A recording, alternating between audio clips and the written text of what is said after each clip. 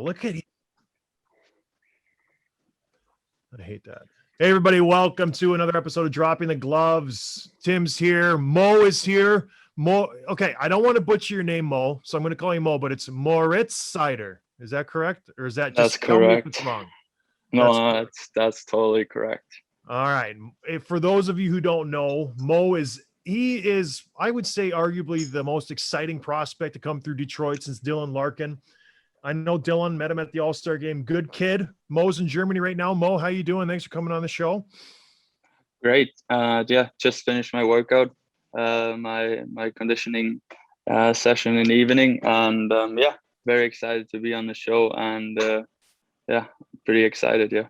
So usually guys come on the show, they're clean cut. Mo comes on, he's trying to intimidate me. I get it. That's his game.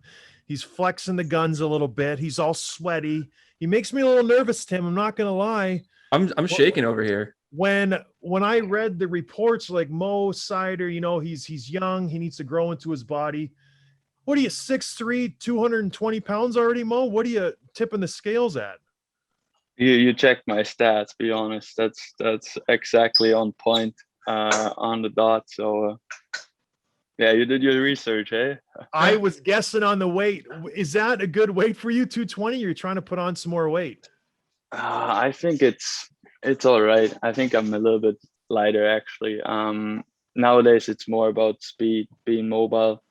I think the game changed so much, and I just wanna keep up and make the next step.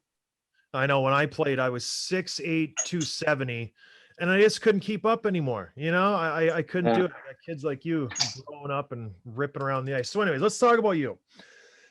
Grew up in Germany, obviously, your whole life. Who are your guys that you looked up to? Because I played with a couple Germans growing up in Buffalo.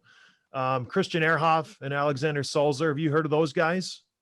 I mean, big legends in Germany, of course. I mean, those are the guys you're looking up to. I mean, there are only a few guys at that time playing in North America or in different countries in general. So yeah, definitely those two. And then it was more the German guys, and in the German league. I mean, when I first started, I mean, my heroes were from my hometown, and they were playing third league. I mean, they all worked full time and just played hockey for fun. That's how exciting it was for me. But yeah, definitely more into the German league than overseas, I would say. No kidding. So growing up, it was German league first, then NHL second. Yeah, I mean, I wasn't at that point. I didn't even know there was like the big NHL, and you can yeah, afford a great lifestyle in that kind of sport. And it was pretty expensive growing up, so my mom and dad put a lot of money into that sport, and it was just for fun. And now it turned out I can create a really good hockey career from that. So that's pretty cool. So at what point, everybody's got that moment where they're like, okay, I can make a living out of this. This is going to be something good for me. How old were you when you started getting agents, when you started getting people kind of circling around you? Did you realize, like, hold on a second? Because you're only, what, 20 years old now? Yeah, Like, how I old were think you? Like 12? I think it first started when I was 14, when I moved from Erfurt with my family to Mannheim to play a little bit more professional, or have a little bit better setup in general. So but at that time I was only planning on finishing my high school with finishing the under 19 from Mannheim. And yeah, then I played pro when I was 16, and I was like, oh, that something is going really fast, and but it's really exciting, and it gets me going. So that was kind of the moment I was like, okay, I want to get better and better. I want to compete against the best in the world. For people who haven't seen you play yet, how would you describe your playing style, and like which NHL or German players did you kind of model your game after? I think I mean, every player is pretty unique, I would say, and that's what I want to describe myself. Don't want to compare myself to anyone else. I want to be Moritz, and want to play my game. And I think a mobile two-way defenseman who loves joining the rush, a great offense for his teammates, but is not afraid to use his body as an advantage. And I think that's that's what it comes down to. First priority as a D is you got to play a shutdown game if you have to, and all the other compartments are coming from time to time, and that's what I'm most concerned about, is making it into the NHL, playing a really solid defensive game, I would say. That's not fun though, Mo. Nobody wants to watch a defensive defenseman. You got to get up in the rush, man, making plays. Exactly. Yeah, try to do it every game a little bit better. That's definitely something I learned playing pro early, is you have to pick the moments right, and especially when I played overseas for Grand Rapids on the small sheet, like you make one mistake and it's in the back of your own net, so you have to be really dialed in at 60 minutes. So that's what makes me happy, playing full 60 and playing hard against my opponents. So you mentioned Grand Rapids. I live just up the road from you guys in Traverse City, Michigan. So I'm very familiar. You came up to Traverse City for the Prospects tournament, actually. So, we got to see you play then. You were drafted by Detroit. Obviously, you're in Grand Rapids, number 6 overall. Everybody after the draft was like, who is this kid? Why are we drafting him? What's going on? Steve Yzerman said, listen, we got a plan. I know I like him. I never got drafted. So the draft is meaningless for me anyways. Just kidding. Well, what was it like getting picked 6th overall by Steve Yzerman, his first pick for the Red Wings? I know you probably answered this question 1,000 times, but how cool was that? Were you sitting in Germany just like expecting a call from the Red Wings? No, not at all. I mean, it was a life-changing moment, let's put it that way. I was in Vancouver with my family and my agent, and Detroit walks up on the stage, and my mom was like, hey, Mo, who is this Steve Yzerman? I can't really see him from there. I was like, man, it's the guy leading the way. And he's like, oh, really? So get ready, you get picked. I was like, Mom, please, like, chill. I'm freaking out anyways. I don't need you to be more nervous than me. So and then he comes on stage. He's just going straight at the mic, calling my name, and we're looking at each other and like, what's going on? And so does he interview you? Like, how does that? Listen, I'm call me maybe new to this. Did you talk to him before the draft? Obviously, a bunch of times. Did he say, "Hey, Mo, heads up, we're going to pick you," or did you still have no idea? Oh, I had no idea. Really? It was surprising for me because I never talked to anyone about the draft, because I didn't want to get frustrated, or I didn't want to be sad because picking other teams picking late. I always thought somewhere 15 to 20s. That's a doable range, and we had good talks with him a day before the draft, but there was still that number 6. So I was like, yeah, cool talk, but see you later. And then he was in Germany a bunch of times actually. Didn't know about that, and my agency told me after, and that was my coach, and so totally surprising, but I mean, what a great moment I could have shared with my family, with my closest. So really, really fun times. So what's that like though? Because like you said, you're expecting going 15 to 20. Does that amp up the pressure? Are you just super excited to be picked by Detroit? Obviously, what kind of pressure is going in? Because you have literally all these people in Detroit being like, who is this kid? Why are we not picking Dylan Cousins? What's happening? Like, what's going through your head when you see all this kind of, I don't want to say negative media, but just people doubting Steve Yzerman? Oh, I mean, honestly, I have that mentality. I love proving people wrong. Make them second guessing about me is what makes me happy in the end of the day. And growing as a person and developing at that kind of level where I am right now, I think we, as organization or myself, proved a lot of people wrong, and it's still the beginning of a big journey, hopefully. So I mean, they're really good guys in front of me or right behind me in the draft, and I think we connected pretty well at the combine and draft. So I think they're hell of players, but I'm really happy being in Detroit. Honestly, I mean, is there any better team with more history? I don't think so. And is there a cooler place to wear the wing wheel on your chest than in Little Caesars Arena? I think it's hard to beat. So I'm just super happy to be a Red Ring at some point, hopefully in October. And your first camp, like being exposed and skating with NHL caliber players, like what was that like? Were you a little overwhelmed? Was a game much quicker than you even had anticipated, or did you kind of feel like you fit in? I mean, it was nerve-wracking. I mean, you just wake up, you go up to Traverse City, and you meet all these players with all those personalities, and you're just overwhelmed and happy at the same moment. But also you have to dial it in right away because you don't want to miss the start of your breaking point. So that was kind of hard to not be totally nervous, but also try to be calm and play your game. So yeah, pretty cool times. I mean, we also had a little bit of time seeing Traverse City. Had a great time in fall, so it was kind of cool too. So you obviously didn't make the camp or the team out of that camp, and then you went to Grand Rapids, and you had a good first year. And you know, I think you surprised some people. You grew as a player, but then COVID hit. You went and played in Sweden. What's the difference? Like I never played in Europe. I for whatever reason never got an option to go over there. But what's the difference between that game, Grand Rapids? Was it good? Do you know, take a break from the AHL and go back and play in Europe? Like what's the difference, and did it help you at all? Oh, I think it was exactly the step I needed for making it in the NHL sooner rather than later. It's incredibly fast.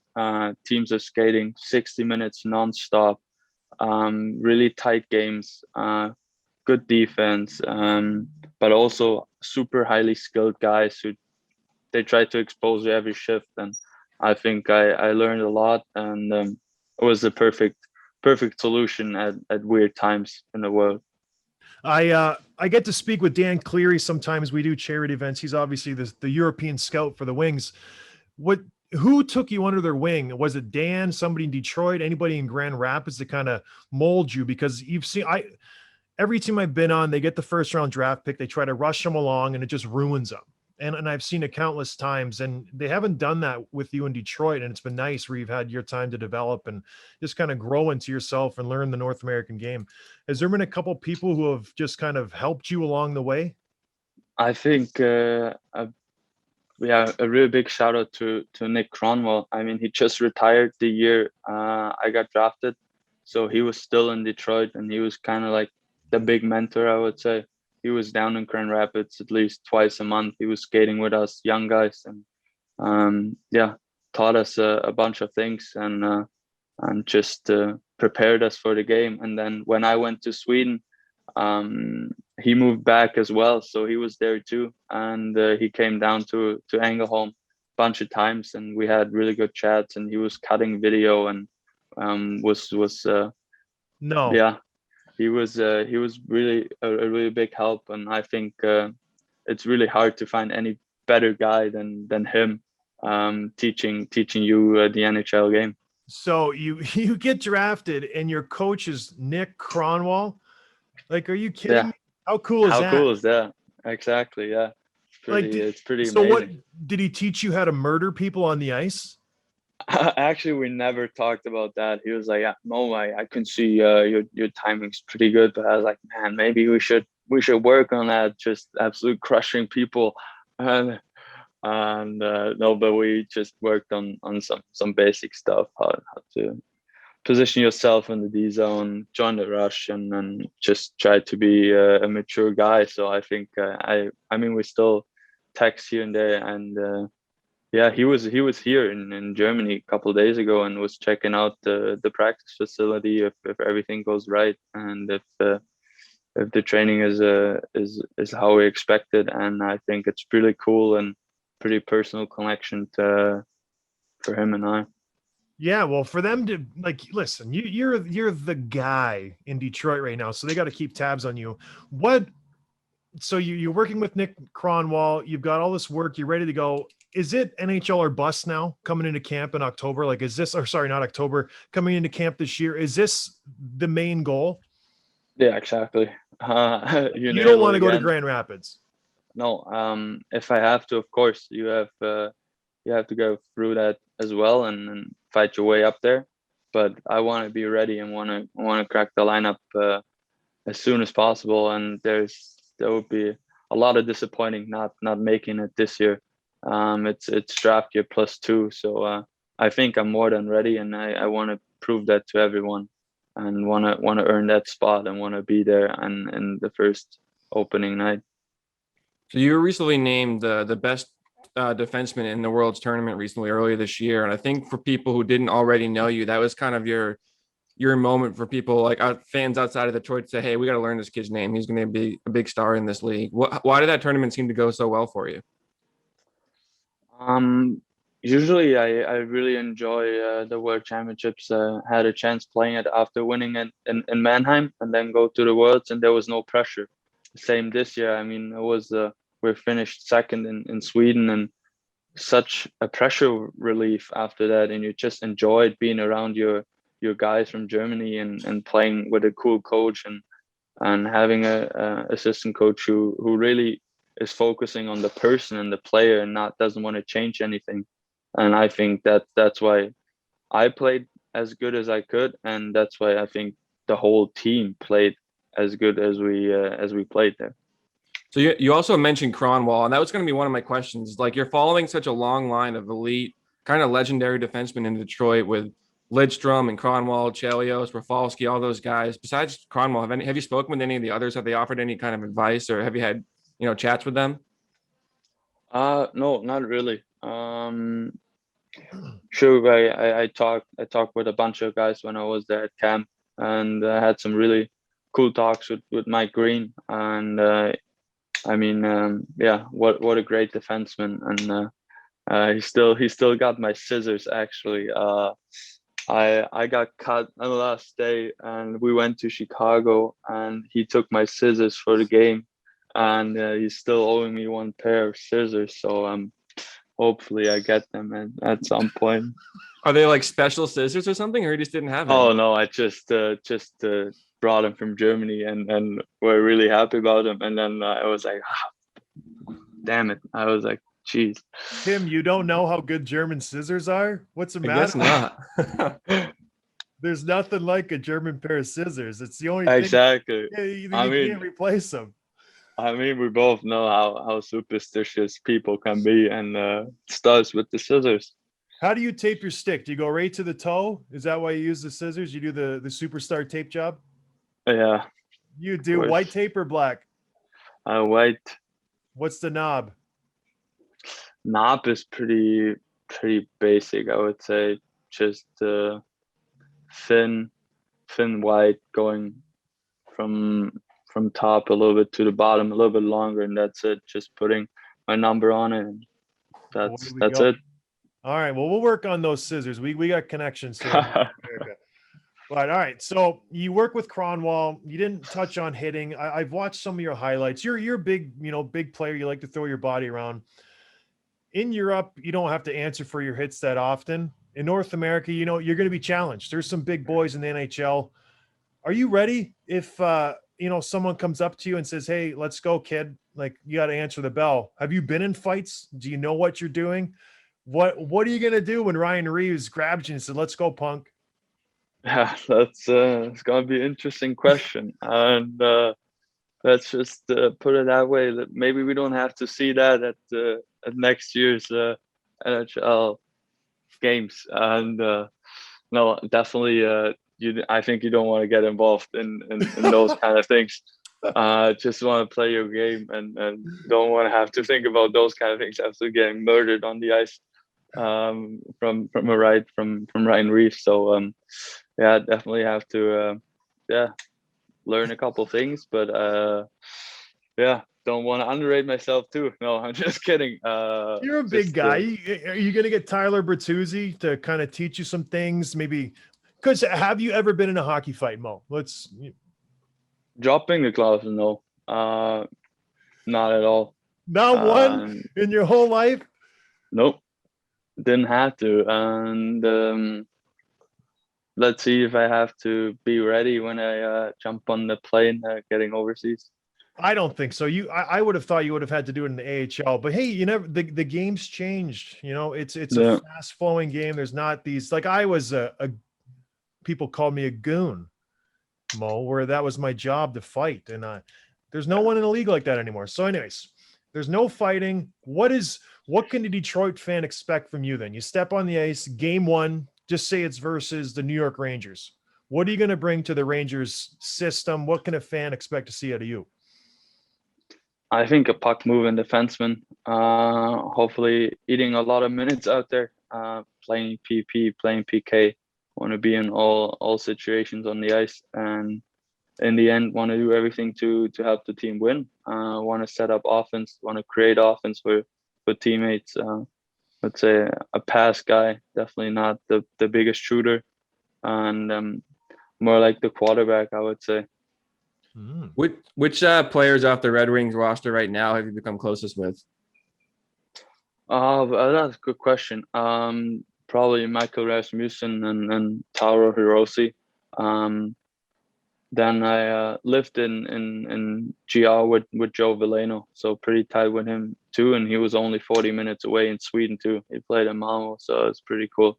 So each other a bunch of times, and I would say those are the guys I'm the closest with.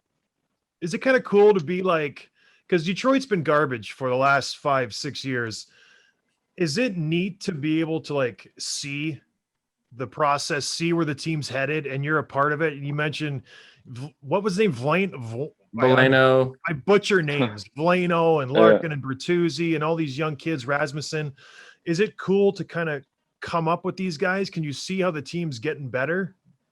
Oh, there's so many guys, especially in Sweden. Every time we played a team, there was like, oh, there's a prospect. Oh, there's a prospect, and they were the top guys. So I think it's gonna be great times coming up for Detroit again.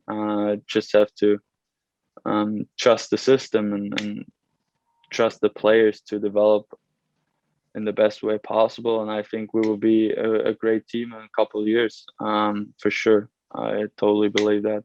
And which guys don't you like? Just be honest. Which guys don't be like? Honestly, I'm super open. Everybody gets along with me pretty well, I would say. I'm more the goofy guy in the locker room, so I think I had really good talks with everyone, and there wasn't a single guy I was not getting along with. All right, that's not very fun. You get drafted by Detroit. Yzerman calls your name. That's got to be kind of a funny moment. Starstruck almost. Your mom didn't even know who he was, apparently.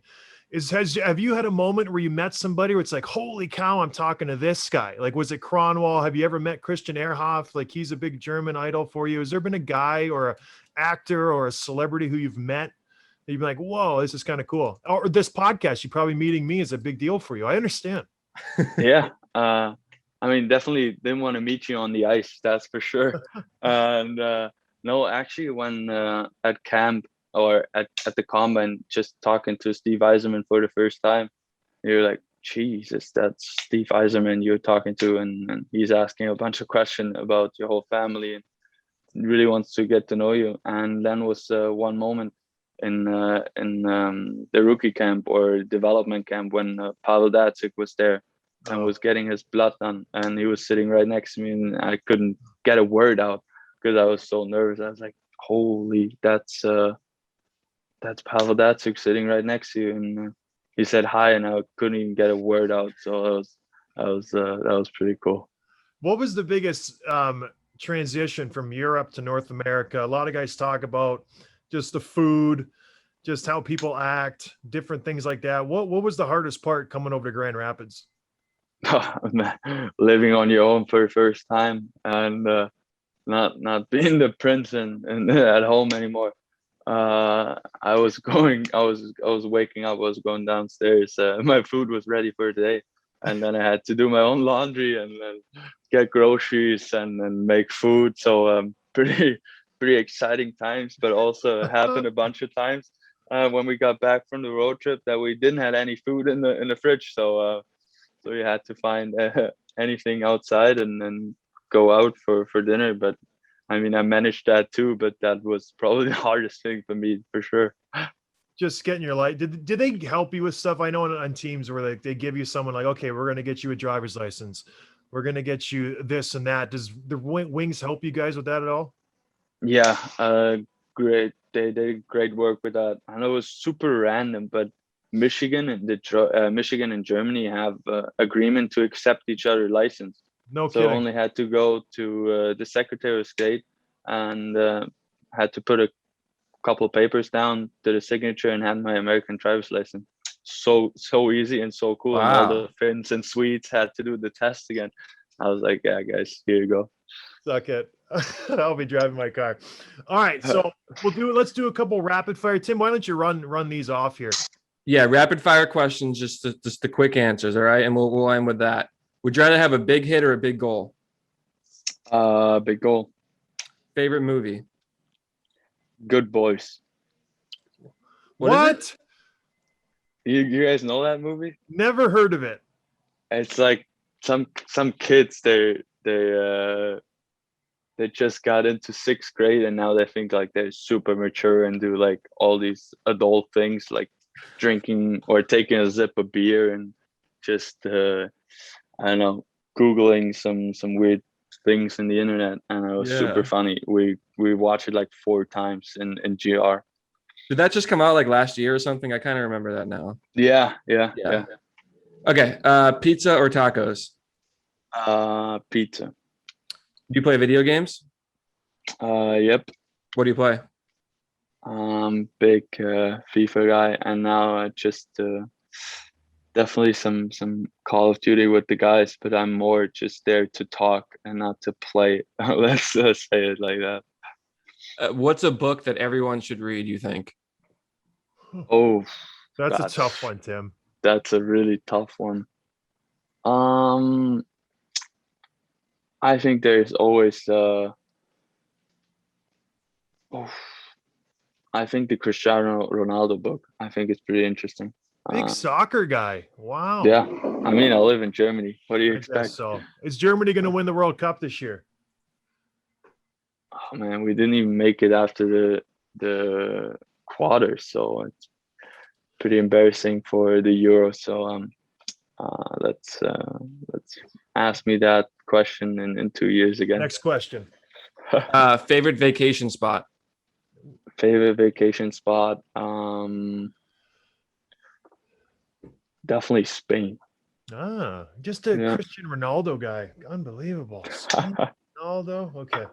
What show are you binge watching right now? Right now, not really. I'm really into F1. That Drive to Survive thing on Netflix. Watched it a bunch of times. I think it's super cool. Would you rather bench or squat? Squat, but good. I both suck at both. So What at your camp, you're testing? Do you have to do pull-ups? yeah. How many do you do? Actually 7. So 7? Kind of okay. It was somewhere in the mix, so somewhere in the middle. It was okay. I was happy with that. Bad. All right, sorry, Tim. I jumped on your questions. Any more? Last question. What's the best advice you ever got? Don't try to be someone else. I think it's pretty, gets it on the point. I mean, it's pretty on point. I loved your answer when Tim asked you who you model your game afterwards. It's like myself, Tim. I'm me. Very good, Mo. All right. Well, thank you for joining us, man. This was great. Yeah, anytime. Carving out some times. I'm sure you got to go for another workout. Maybe of course. Guns a little bit. I don't know. Maybe text me a picture of your arms. I'm guessing that's what you're going to do. Of course. Beach workout. Everybody. Moritz Seider, also known as Mo. You'll catch him with. What number are you going to be with the Wings next year? 53. 53. You're going to stick with that your whole career. Yeah. Why 53? There's a popular movie in Germany called Herbie, and it's a car movie. The car is a little beetle, Is has a Lindsay 53. Lohan in it? I don't think so. I don't I know. think there's an original one from the back in the day. Yeah, and it's a racing car who talks, and Yeah, I've seen the movie, Mo. yeah, So that's what your number is from the B. yeah, because a day after I had to pick my number for my first game, and all the other numbers were gone. So it was somewhere in my mind probably, and now I can wear it. Yeah, my grandpa passed this January, and he was born 53. So Well, there's I'm some really meaning behind it. exactly really honored to wear his number for the rest of my career. Well, that's beautiful. I'm sorry to hear of the passing, but that's really cool. You can honor him by that. Thank and you. It's from a car. So you got double meaning. Exactly. That's It works perfect. both ways. A lot of Herbie fans here in Detroit. All right, everybody. Thank you for listening. Mo, thanks for jumping on, man. Good luck in camp. Good luck with training. We'll probably Thank be you. seeing a lot more of you this year. All right, everybody. Have a good one. Yeah. Cheers. Thank you. See you. Come out.